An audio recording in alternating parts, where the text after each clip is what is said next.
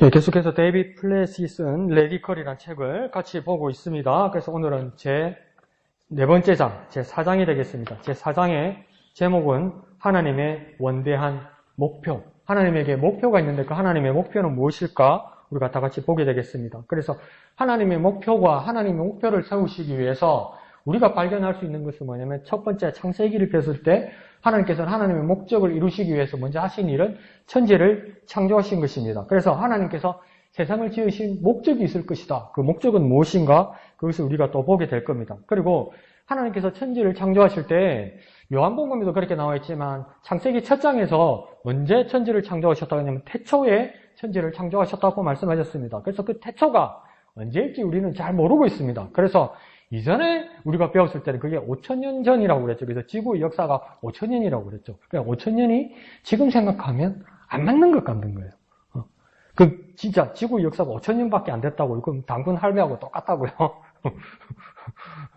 근데 아직도 창조과학계 같은 경우에는 지구의 역사가 5,000년이라고 말하고 있죠. 근데 그 태초가 언젠지를 알 수가 없습니다. 시작점은 알 수 있지만. 그렇지만 그러면 아주 그 하나님께서 정하신 그 시작의 전부터, 태초 때부터 지금까지 지구가 이어져가 있고 시간과 역사가 진행되어 가고 있다는 것은 하나님께서 태초부터 지금까지 하나님께서 유지하고 이끄시고 인도하시면서 하나님의 목적이 있다는 겁니다. 그 하나님의 목적이 뭐냐는 겁니다. 하나님의 목표가 무엇이냐는 겁니다. 근데 우리는 열심히 하다 보니까 열심히 헌신하고 누구 하니까 똑같이 따라하고 그래서 내 나름대로의 만족감도 있고 나름대로의 카타르시스도 있고 나름대로 안정감도 있는데 이렇게 한 목표가 무엇이고 목적이 무엇이냐면 대답할 수 없을 때가 많은 것 같아요. 그러니까 2002년 월드컵 그 대표팀 감독이 네덜란드에서 온 히딩크 감독이었죠. 2002년 월드컵을 준비하기 위해서 한 10년은 아니라도 한 4년 가까이 준비를 했죠. 그죠? 준비를 하면서 처음에 한국 대표팀 축구를 보러 왔는데 처음에는 감독이 내정되고 나서 관중석에서 한국 대표팀 축구 경기를 보고 있었던 거예요. 그런데 한참 보더니 히딩크 감독이 막 웃더라는 거예요. 왜 감독님 웃으십니까? 그러니까 한국 선수들 정말 열심히 한다는 거예요. 보니까 진짜 열심히 한다는 거예요. 그런데 히딩크가 그렇게 웃습니다. 왜 웃냐면 뭐 때문에 저렇게 열심히 하는지 쟤들이 모르고 있는 것 같아. 이러는 거예요. 열심히 하는데 뭐 때문에 저렇게 열심히 하는지 목적을 잊고 목표를 잃은 것 같다는 거예요. 그러니까 어떤 일도 있었습니까? 우리 팀 골대를 향하여 막 뛰어간 적도 있었잖아. 공 몰고 한 2번 있었습니다. TV를 보면서 깜짝 놀랐지요. 우리 팀 공격수가 우리 팀 골키퍼한테 막 몰고 들어가는 거예요. 뛰어가다 보니까 자기도 놀라고 내가 어디로 가고 있지? 나는 어디지? 여기는 어디지? 나는 지금 어디로 가고 있지? 이러는 거예요. 그럼 우리는 믿음을 가지고 교회 생활하고 신앙생활하고 집사가 되었고 성도가 되었다는데 그래서 나름대로 열심히 예배하고 기도하는데 왜 열심히 기도하고 왜 열심히 예배하는지 그 목적과 목표가 무엇인지 잃어버릴 때가 많다는 것입니다. 그래서 오늘 데이빗 플랫 목사도 젊었을 때 자기가 목회를 할 때 그 추억을 이야기하고 있습니다.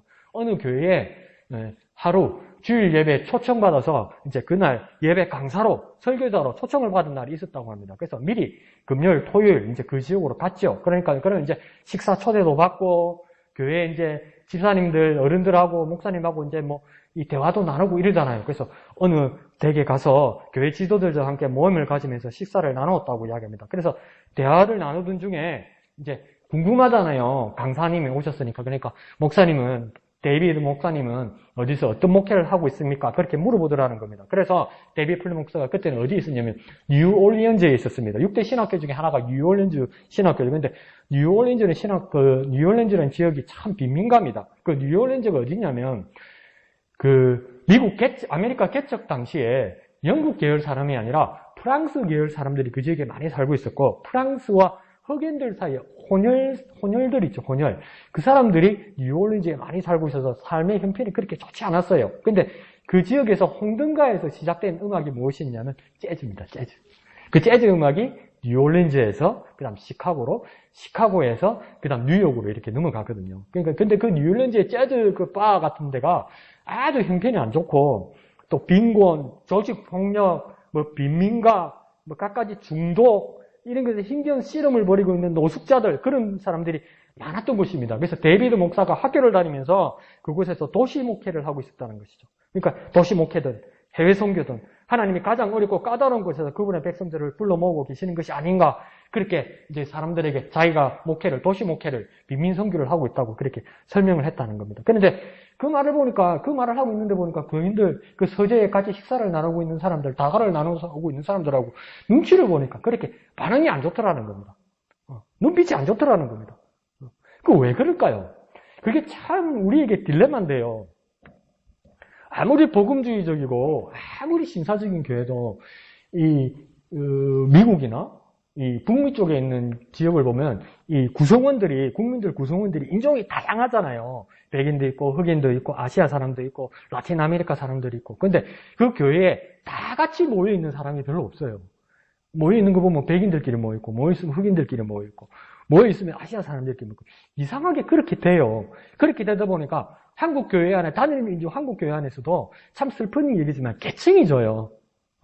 생활 형편, 직업에 따라 이렇게 계층이 지더라고요. 그러니까 이 초청받은 교회를 보니까 조금 고위층의 형편이 좀 나은 사람들이 되다 보니까 신앙생활을 하면서도 이게 별로 만족스럽지 못한 거죠. 다른 좀 가난하거나 호늘이거나 유색 인종 사람들에 대해서 만족스럽지 못한 그런 모습, 그러니까 못마땅한 모습, 그런 모습을 가지고 있더라는 겁니다. 그러니까 이 도시목회, 빈민목회를 하고 있다고 그러니까 그 중에 있는 집사 한 사람이 그렇게 말하더라는 겁니다. 굳이 제 의견을 물으신다면 차라리 하나님이 그런 인간들 싹 쓸어다가 지옥에 쳐넣어버리시면 좋겠습니다. 그러더라고요.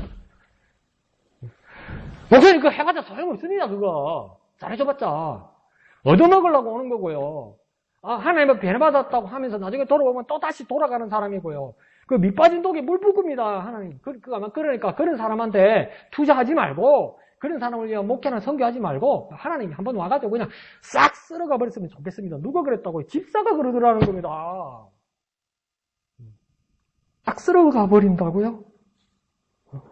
그런데 이 분위기가 이 집사한 사람의 분위기가 아니고 이 교회 분위기가 정말 묘하더라는 겁니다. 다음날 주일이 되어서 이제 그 교회에 이제 말씀을 전하기 위해서 데이빗 목사가 그 교회를 갔다고 이야기합니다. 그러니까 이제 그 교회에 담임 목사님이 이제 환영 인사를 하면서 이제 교회 이제 교인들하고 교제하고 나누면서 이제 인사를 하는데 이렇게 이야기하더라는 겁니다. 다짜고짜 미국에 살고 있다는 것이 얼마나 감사한지 모르겠습니다. 그리고 그 다음 또 뭐라고 이야기하냐면 미국이 아니면 세상 어디에 가서도 살고 싶지 않습니다. 저는 이러더라는 거예요. 그러면서 이렇게 미국에 살게 하시고 미국에 교회 다니게 하시고 부자 교회 다니게 하셔서 하나님 앞에 얼마나 감사한지 모르겠습니다. 그러니까 교인들이 막 다 같이 아멘 이러더라는 거예요. 이야 애매하더라는 거죠. 느낌이 쎄하더라는 거죠. 그래서 이제 시간에 대해서 강단에 올라가서 데이비드 목사는 이제 복음을 들고 열방을 향해 나가라는 메시지를 전했다는 겁니다. 그러니까 여기에 만족하는 것이 아니라 원래 뭐 말씀을 준비한 거니까 또 성교의 비전을 가진 사람이니까 하나님 주신 복음을 들고 전 세계로 아시아든 유럽이든 아프리카든 중동이든 어느 지역이라도 하나님 부르신 곳으로 나아가야 됩니다. 그렇게 설교하니까 이 교회 분위기하고 안 맞잖아요. 그래서 담임 목사님은 참 지혜로운 사람인 것 같기는 합니다. 그래서 뭐라 하냐면 설교가 끝나자 담임 목사님 올라와서 회중 앞에서 예배를 마무리하면서 그렇게 이야기하더라는 겁니다. 그 참다한 지역에서 섬기는 데이비드 목사님을 보니 우리들 역시 고무되는 것 같습니다.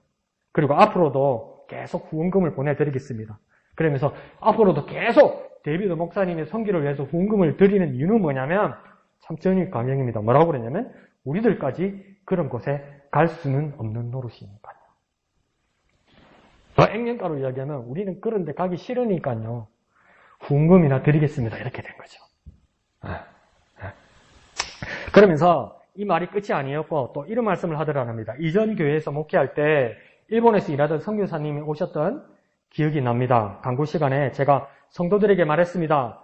일본에 계신 이 선교사님 이분께 선교 헌금을 보내지 않는 분을 잘 기억해 두었다가 그 자녀들은 일본 선교사로 보내주시기를 강구하겠습니다. 이러더라는 거예요. 이 일본 선교사님에게 선교 헌금을 보내지 않는 성도님들은 나 담임 목사가 잘 기억하고 있다가 선교 헌금 안 낸 그 집사님의 아이들은 일본 선교사가 되게 해달라고 간절히 기도하겠다고 이야기하더라는 겁니다. 그러면서 데이비드 목사가 뭐라냐면 맙소사 복음을 들고 문나라와 백성들을 향해 나가는 것이 징벌이라고? 그렇게 교인을 협박했단 말인가?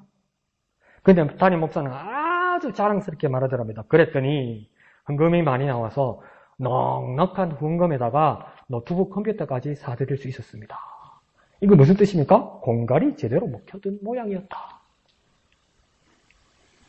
그런데 우리의 모습들을 돌아보면 그렇게 만만하지 않다는 겁니다. 복음이 들어가야 할 소외된 지역의 현실을 외면하고 더 안락한 환경을 바꾸고 누리는데 걸모라는 거짓 그리스도인들이 얼마나 많은가.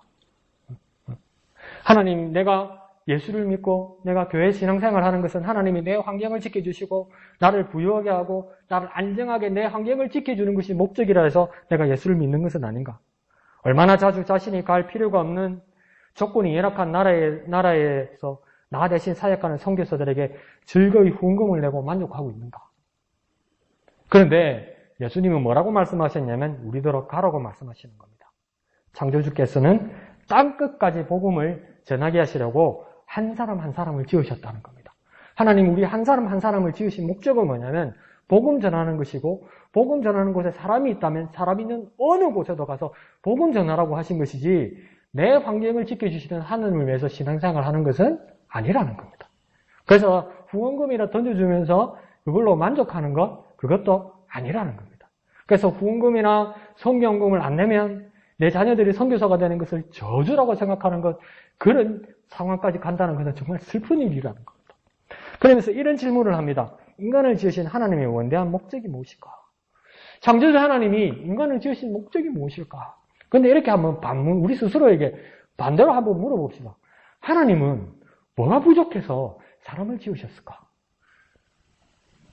하나님은 부족한 게 없는 것 같은데 어째서 인간을 만드셨을까?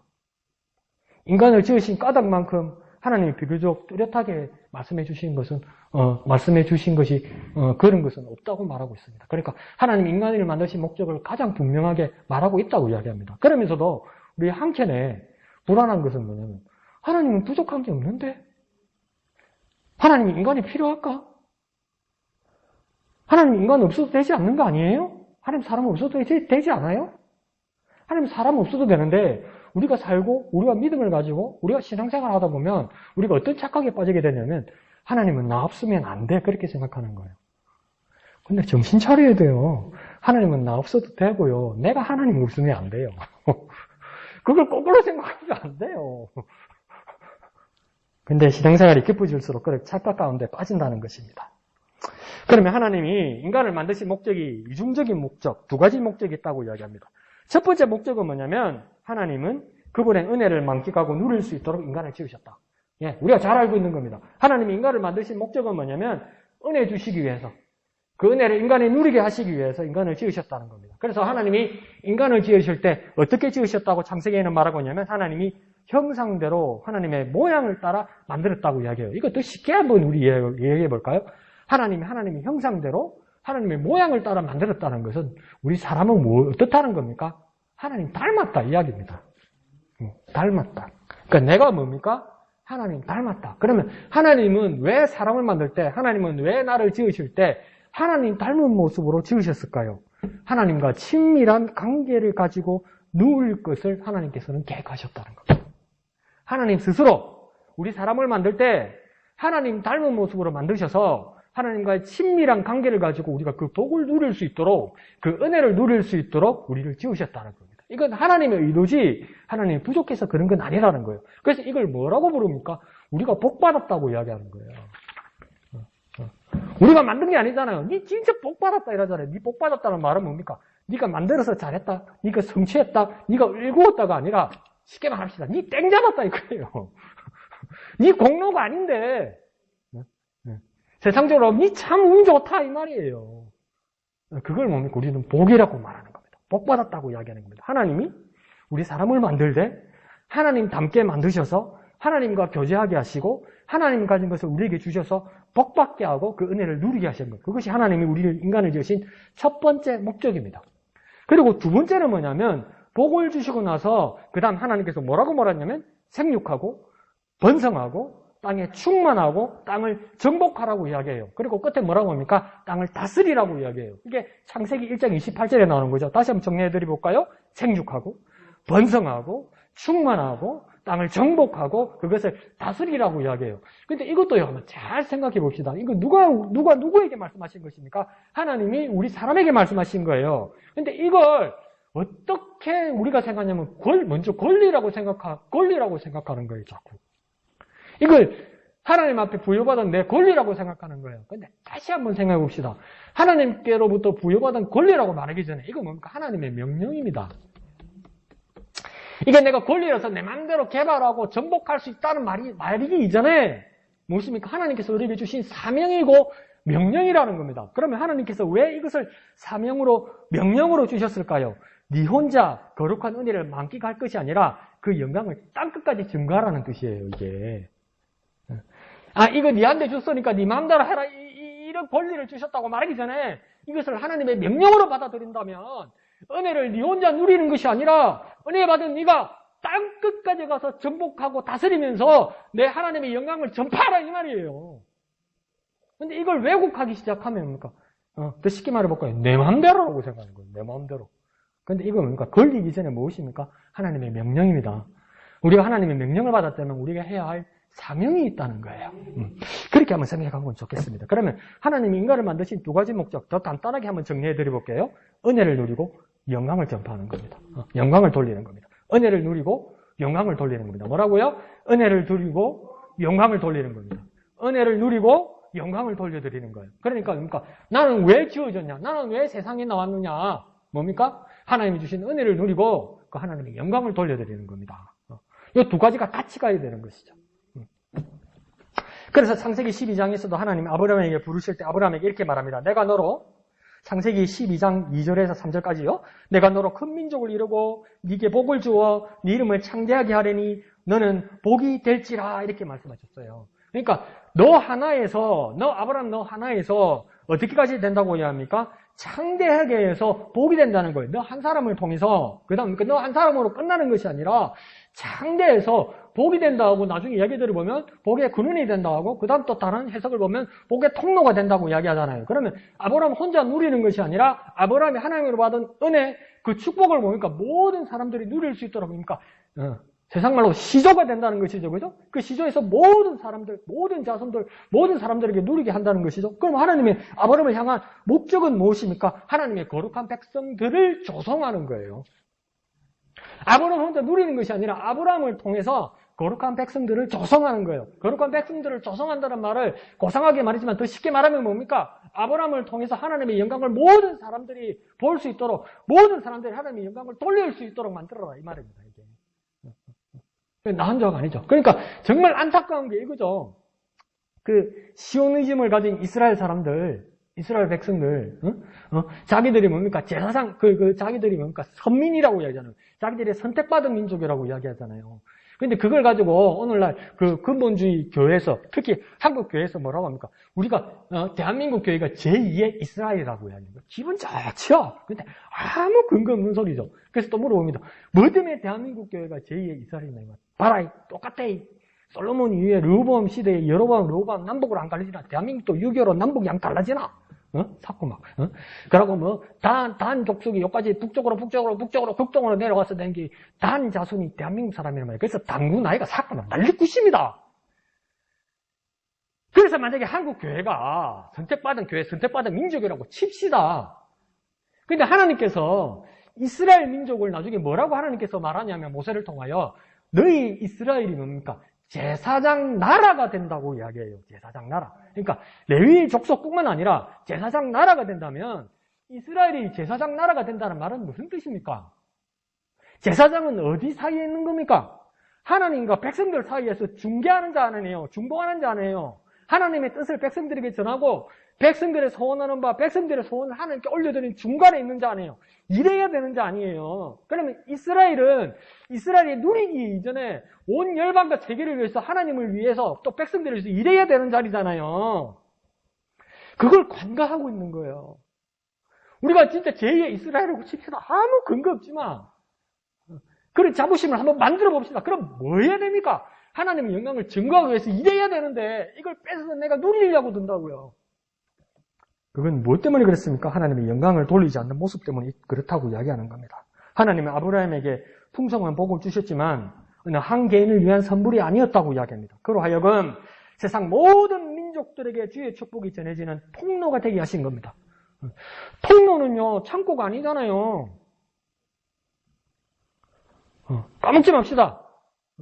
너는 복의 근원이 될지라 나는 축복의 그 찬양도 있죠. 나는 축복의 통로 이런 찬양도 있죠. 그죠? 그래서 막 여러분 프로필이나 인터넷 사진에도 막 여러분 표에 쓰죠. 나는 축복의 통로라고 쓰죠. 믿습니까? 그러면 자 따라하세요.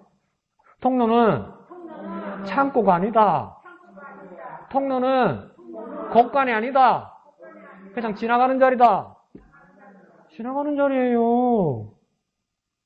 근데 그 왜 파이프를 막아놓고 지가 쓰려고 들어요. 지나가는 통로, 지나가는 자리가 되어야 하나님께 영광 돌릴 수 있는 겁니다. 그걸 우리가 잊어버리고 있었다는 것이죠. 이스라엘 백성들이 이집트 종살이에서 끝나서 출애굽하고 나서자마자 하나님께서 백성들을 어디로 이끄셨냐면 홍해 쪽으로, 바다 쪽으로 이끄셨습니다. 그런데 이집트 군대가 추격해 들어오기 시작합니다. 이건 무슨 황당한 일입니까? 왜 바다로 하나님 모셨을까요? 근데 하나님께서 그렇게 말씀하십니다. 출애굽기 14장 4절에 이렇게 말합니다. 내가 그와 그의 온 군대로 말미암아 영광을 얻어 애굽 사람들이 나를 여호와인 줄 알게 하리라. 그러니까 홍해 바다로 하나님께서 막다른 골목으로 이끄신 이유는 뭐냐면 저는 이 출애굽기 14장 4절을 이때까지 어떻게 이해했냐면 지난주까지도 어떻게 이해했냐면 애굽 사람들이 저 잔인한 사람들이 저 국악무도한 사람들이 저 범죄한 사람들이 하나님, 여호와 하나님이 하나님인 줄 알게 하는 것이 하나님의 목적이라고 그 한 가지만 붙들고 있었어요. 그런데 그 하나님을 알게 하기 위해서 14장 4절에서는 뭐라고 이야기하냐면 하나님이 영광을 먼저 얻으셔야 된다는 거예요. 하나님인 줄 알게 하기 위해서는 하나님 앞에 먼저 무엇이 되어야 되냐면 하나님이 영광을 얻으셔야 사람들이 여호와가 하나님인 줄 알게 된다는 거예요. 그러니까 하나님을 알게 하기 위해서 우리는 먼저 뭐 해야 됩니까? 하나님 앞에 영광을 돌려드려야 되는 거예요. 그런데 우리는 뭡니까? 이 앞에 걸 자꾸 잊어버리고 살았다는 것이죠. 그러니까 우리의 삶의 목적 중에 가장 중요한 것 하나 잊어버리지 말아야 할 것은 뭡니까? 하나님 앞에 영광을 돌려드리는군요. 그것을 잊지 말고 살아야만 할 것입니다. 문나라 백성들이 주 여호와 모두 여호와가 주님이시며 그분은 자기 백성을 구원하신다는 것을 깨닫게 하는 것이 목적이었다고 이야기합니다. 또 다른 본문을 볼까요? 다니엘서에 나오는 다니엘의 세 친구 사드락, 메삭, 아벳느고 이 사람들은 뭡니까? 느부갓네살 신상 앞에 절하지 않으자 맹렬히 타오는 불구덩이 속에다가 던져 넣었습니다. 그런데 이 세 친구는 어떤 일이 일어날지 모릅니다. 마음 같아서는 하나님이 충분히 우리를 구원하실 수 있는 분이지만 설사 하나님은 우리를 구원하시지 않을지라도 나는 하나님만을 섬길 것이라는 것을 왕은 알아달라고 그렇게만 말했다는 겁니다. 그런데 죽지 않았죠? 살아났죠? 근데 그 속을 보니까 따라가던 경비병들은 죽게 되는데 분명히 세 사람을 넣었는데 그 안에 몇이 있습니까? 넷이 있더라는 거죠. 그 하나는 누구라고 이제 다 깨닫게 됩니까? 하나님 보내신 천사라고 깨닫게 됩니다. 그러자 느부갓네살이 다니엘서 3장 28절에서 29절까지 이렇게 느부갓네살 왕이 고백합니다. 느부갓네살이 말하여 이르되 사드락과 메삭과 아벳느고의 하나님을 찬송할지로다. 그가 그의 천사를 보내사 자기를 의뢰하고 그들의 몸을 바쳐 왕의 명령을 거역하고 그 하나님 밖에는 다른 신을 섬기지 아니하며 그에게 절하지 아니한 종들을 구원하셨도다. 그러므로 내가 이제 조서를 내리노니 각 백성과 나라와 각 언어를 말하는 자가 모두 사드락과 메삭과 아벳느고의 하나님께 경솔히 말하거든 그 몸을 쪼개고 그 집을 거름토로 삼을지니 이는 이같이 사람을 구원할 다른 신이 없음이니라 하더라. 이게 누구 말입니까? 이게 누구 말입니까? 느부갓네살 말이에요. 느부갓네살이 하나님을 인정했다고요. 그러니까 사드락, 메삭, 아벳느고의 순교의 정신이 무엇입니까? 모든 것을 헌신하는 정신이 뭐한 겁니까? 그 정신이 하나님께 영광 돌리게 하고 하나님을 몰랐던 이방의 왕이 뭡니까? 하나님 앞에 입술로 영광 돌리게 만들었다는 겁니다. 우리의 삶이 하나님의 영광을 위해 살아가는 것이 목적이 될 때 그 하나님을 모르던 사람들이 입술로 하나님을 인정하게 된다는 겁니다. 그것이 우리 삶의 목적이라는 거예요. 자, 그러면서 에스겔서 36장에서는 또 깜짝 놀랄만한 일들을 이야기하고 있습니다. 에스겔서 36장은 그렇게 유쾌한 내용은 아닙니다. 주님을 거역하여 지은 죄를 주님께서 지적하시면서도 그럼에도 불구하고 그 가운데 하나님께서 역사하시는 이유를 설명하셨다 이렇게 말합니다. 이 말은 뭐냐면 에스겔서 36장은 하나님이 죄악을 발견했는데 누구의 죄악을 발견했느냐? 자기 백성 이스라엘 백성의 죄악을 발견했어요. 그런데 그러면서도 하나님께서 그 가운데 역사하시겠다고 했다고요. 그들을 멸절시키거나 버리기 전에 하나님께서 하실 일이 그 가운데 있다고 이야기한 거예요. 죄악 가운데 있는 백성 가운데서 하나님 하실 일이 있다고 이야기한 거예요. 그게 뭐냐면 에스겔서 36장 22절에서 23절까지 하나님 이렇게 말씀하십니다. 그러므로 너는 이스라엘 족속에게 이르기를 주 여호와께서 이같이 말씀하시기를 이스라엘 족속아 내가 이렇게 행함은 너희를 위함이 아니요 너희가 들어간 그 여러 나라에서 더럽힌 나의 거룩한 이름을 위함이라. 여러 나라 가운데서 더럽혀진 이름 곧 너희가 그들 가운데 더럽혀진 나의 큰 이름을 내가 거룩하게 할지라.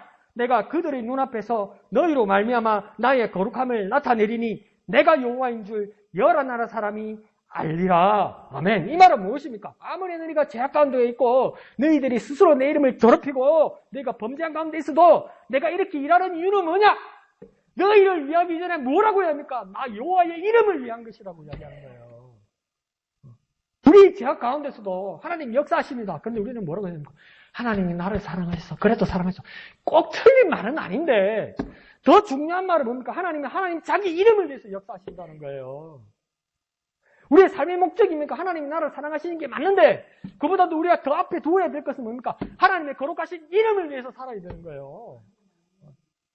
그럼 우리 스스로 반대로 한번 물어봐야 되는 거예요. 하나님이 나를 사랑 안 하시면 하나님이 나를 안 돌아보시면 하나님의 영광을 위해서 살지 않을 거예요? 하나님 그렇게 물어보신다는 거예요. 하나님은 뭘 위해 일하십니까? 하나님 자신의 거룩한 이름을 위해서 그 큰 하나님의 이름을 다시 거룩하게 하기 위해서 하나님이 일하신다는 거예요. 그래서 뭐라고 이야기합니까? 모세가 반석에서 물을 날 때 뭐라고 합니까? 오늘 너희들은 가만히 있어 여호와가 너에게 행하신 일을 보라고 이야기하잖아요. 그걸 내가 정말 바깥에 동네 말로 한번 이야기해 볼까요? 좀 나서지 말고 시끄럽다 좀 가만히 있어 봐라는 거예요. 내가 뭐 하는지 좀 봐라는 거예요, 하나님.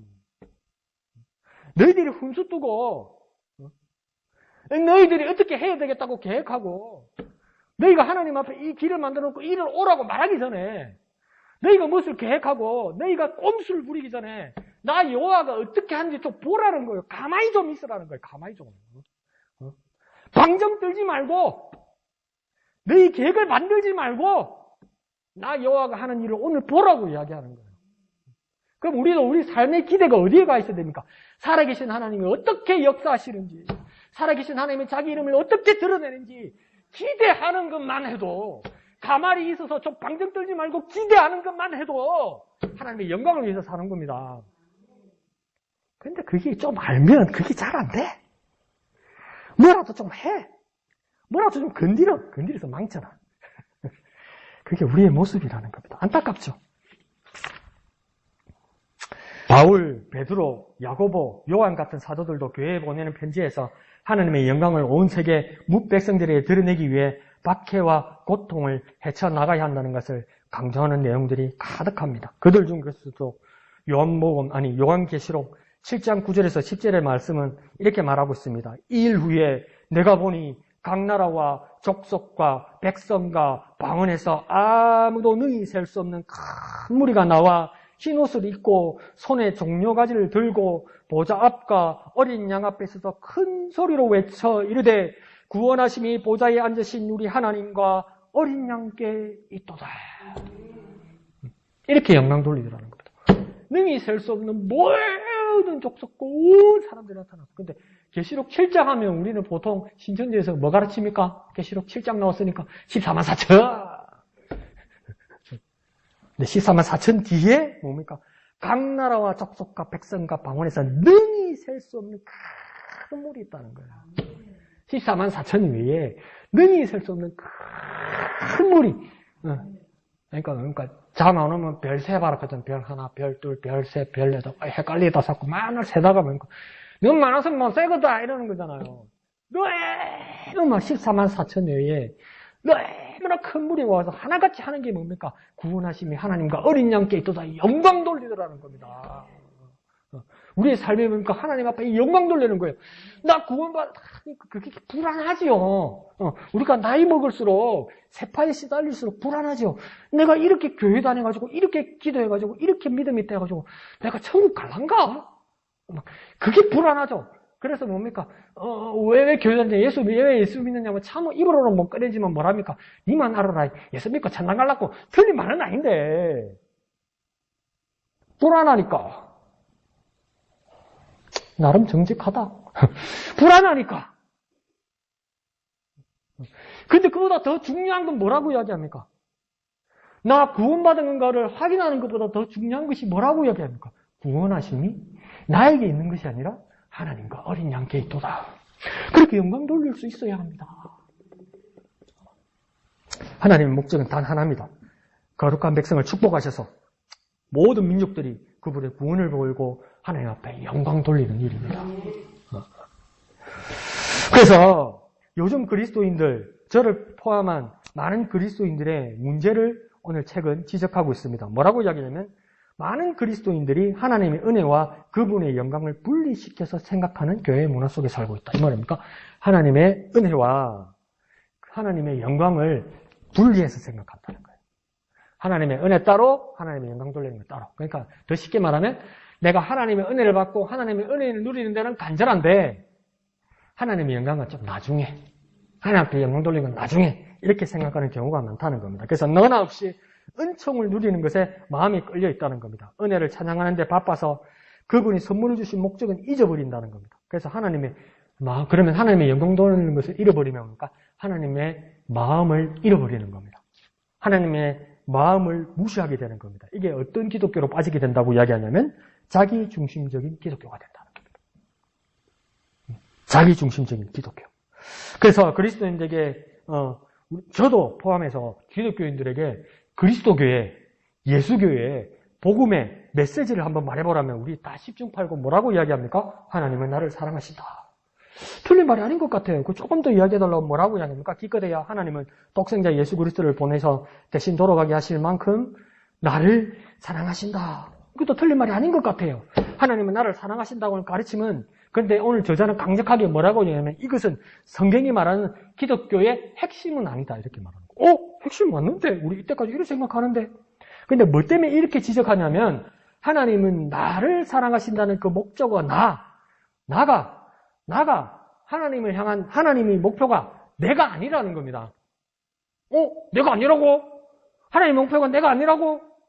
근데 하나님의 목표가 나라고 생각하면 어떤 문제가 생기냐면 오늘날 그리스도인들이 교회를 찾을 때 음악이 내 취향에 맞는지 프로그램이 나와 내 가족의 입맛에 맞는지 나와 내 식구들의 가장 유리한 것이 무엇인지 교회에 살 집, 주위에 살 집, 탈차, 입을 옷, 살아갈 방도 이것을 결정할 때 교회와 내가 잘 맞는지 이렇게 현대문화에 물든 기독교를 바라고 있다는 겁니다. 내가 중심이 되면 하나님이 나를 사랑하신다는 것, 하나님이 나를 위해서 다 하신다는 걸 생각하면 하나님이 내 비위를 맞춰서 이것을 다 구개해주는 하나님이라고 생각한다는 거예요. 그런데 오늘 저자는 뭐라고 이야기하냐면 기독교의 진정한 메시지는 하나님은 나를 사랑하시는 것이 맞아요. 하나님은 나를 사랑하셔서 주님을 열방에 알리게 하시는 것이 목적이라는 겁니다. 하나님은 나를 사랑하셔서 나를 통하여 하나님을 열방에 알리는 게 목적이라고요. 하나님이 나를 사랑하시는 게 맞는데 하나님은 나를 사랑하셔서 이것으로 이 하나님을 온 세상에 알리는 게 목적이라고요. 하나님 여전히 나를 사랑하세요. 하나님 여전히 여러분을 사랑하세요. 여기서 끝이 아니라 하나님은 나를 사랑하셔서 이것으로 나를 사랑하시는 것처럼 온 세상에 이 복음을 전하는 것이 목적이라고요. 그 누구를 전하는 겁니까? 하나님을 전하는 거라고요. 목적이 내가 아니라 누가 되는 겁니까? 하나님이라고요. 인간은 목표가 될 수 없습니다. 그 자리는 하나님의 몫입니다. 하나님은 스스로 중심이 된다는 겁니다. 주님은 구원을 베푸시지만 인간이 아니라 그분의 거룩한 이름을 위해서 하나님의 거룩한 이름을 위해서 역사하신다는 겁니다. 하나님 우리를 구원하십니다. 믿으시면 아멘 합시다. 그 하나님이 우리를 구원하심으로 하나님의 이름을 만방에 널리 선포하고자 하는 것이 하나님의 목적이라는 겁니다. 하나님이 나를 사랑하시고 하나님이 나를 구원하셔서 그 하나님의 이름을 전하는 것, 그 하나님의 영광을 돌리는 것이 하나님의 목적이라고요. 인간은 우주의 중심이 아닙니다. 모든 것은 오직 하나님 중심으로 돌아갈 뿐이라는 겁니다. 그런데 이렇게 하다 보면 오늘 아멘 집에 와서 가만히 생각하면 이상한데? 하나님이 너무 이기적인 분 아닌가? 근데 오늘 저 사람 뭐라고 하냐면 좋은 질문이다. 하나님 순지만 안 해. 하나님 자기 신을 위해서만 사네. 그런 걸 보고 우리는 뭐랍니까? 순 이기적인 인간, 뒷비 모르는 인간, 우리 그렇게 욕하면서 살았는데 하나님 자기밖에 모르나? 응? 하나님 우리를 만드신 것도, 하나님 우리를 사랑하신 것도, 하나님 우리를 구원하신 것도, 하나님 자기 자신을 위한 거라고 하나님만큼 이기적인 분이 없네? 그런데 오늘 저자는 아주 중요한 질문을 한 번 더 합니다. 그러면 하나님이 이기적이라고 말한다면 하나님께 영광 돌리고 하나님만을 찬양하는 것이 하나님이 이기적인 것이라고 생각한다면 두 번째 질문은 뭐냐면 그러면 하나님 외에 도대체 누구를 찬양하겠는가? 이렇게 물어보는 거예요. 하나님이 이기적인 분이라고 여러분이 판단하셔서 하나님만을 찬양하는 것이 옳지 않다고 생각한다면 하나님의 이름을 위해서 하나님께 영광 돌리는 것만이 그렇게만 하는 것만이 옳지 않다고 생각한다면 그렇게 옳지 않다고 말하는 이유가 하나님 외에 도대체 누구를 찬양하려고 그러냐는 겁니다. 누군가 또는 무언가를 찬양하는 바로 그 순간 주님은 더 이상 온 우주의 영광을 받으실 만한 만큼 위대한 분이 될 수 없다는 겁니다. 그러니까 하나님을 하나님으로 알고 있다면 찬양받으시고 영광 받으실 분은 하나님밖에 없다는 것을 인정할 수밖에 없다는 거예요. 하나님 외에 지금 누구한테 찬양하려고? 하나님 외에 누구한테 영광 돌리려고? 하나님 외에 누구한테 지금 기대려고 그러냐? 이렇게 물어보는 거예요. 하나님 말고 누가 있는데? 그러니까 우리가 오직 영광 돌리고 바라보아야 할 분은 중심은 하나님밖에 없다는 겁니다. 그 사랑은 주님의 위대하심과 온전한 만백성에 두루 드러나야 할 하나님의 영광이 그 중심이라는 겁니다. 그래서 가장 기초적이고 보편적인 하나님의 목적은 무엇입니까? 우리에게 은혜 베푸시고 하나님의 영광 받으시기 위한 겁니다. 그래서 우리는 은혜 받고 뭡니까? 영광 돌리는 겁니다. 하나님 우리 인간을 만드신 이유는 뭡니까? 우리가 은혜 받고 하나님 앞에 영광 돌리는 겁니다. 우리 하나님 은혜를 정말 사모하잖아요. 그죠? 정말 그 은혜를 누리고 싶잖아요. 그죠? 그때 우리 스스로에게 한번 질문하는 거예요. 그거 갖고 뭐 하려고? 그거 갖고 뭐 하려고? 잘 먹고 잘 살라고 해. 안 뺏기려고 해. 그게 아니고 뭡니까? 그 은혜 가지고 그 은혜 받은 사람이 하나님 앞에 영광 돌리기 위해서. 그러니까 계속 물어보십시오. 주님 은혜 감사합니다. 여러분 감사할 일이 얼마나 많습니까? 생각해보면 그죠? 지나오면 주님 은혜 감사합니다. 주님 은혜 감사합니다 하면 우리 스스로에게 한 번 더 질문합시다. 그 은혜 가지고 뭐 하려고 내 스스로에게 니 그 은혜 갖고 뭐 하려고 하나님 앞에 영광 돌리려고. 그 은혜 갖고 하나님 앞에 영광 돌리려고. 7월 4일 맥주 감수주의를 즈음하여 우리 목영교회는 새생명 낳기 프로젝트를 이제 진행합니다. 주님을 모르는 영혼을 설정하고 그를 위해서 기도하고 그를 통해 복음을 전하고 주님께로 인도할 것입니다. 그것이 어떻게 가능하겠습니까? 은혜 받은 내가 그 은혜를 갖고 하나님 앞에 영광 돌려서 그를 인도하는 겁니다. 이렇게 놀라운 주님의 영광을 돌리는, 주님께 영광 돌릴 수 있는, 주님의 영광을 비출 수 있는, 주님의 구원을 비출 수 있는 저와 여러분 되시기를 거룩하신 예수님의 이름으로 축원드립니다. 그래서 주님의 영광을 널리 찬양하는 저와 여러분 되시길 부탁드립니다. 찬양하신 후에 기도하겠습니다.